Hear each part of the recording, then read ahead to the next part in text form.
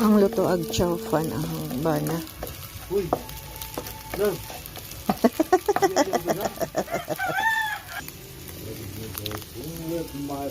Inspired sa akong friend ba.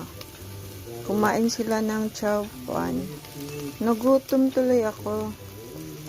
So gusto kong kakain ng sarili kong chow fan. Yan Katya, may sarili na akong chow fan. Kasi nagutom ako sa nag-chow fan kayo.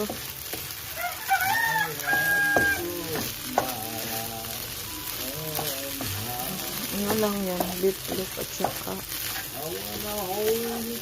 itlog. Yan lang.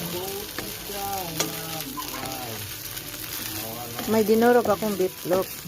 Tapos itlog. Tiyang-tiyarang! Andito na chow fan ko. Oh, dalawang plating. Okay na to. Ay, sobra. Pag makulangan. Okay, love. It's eating time now.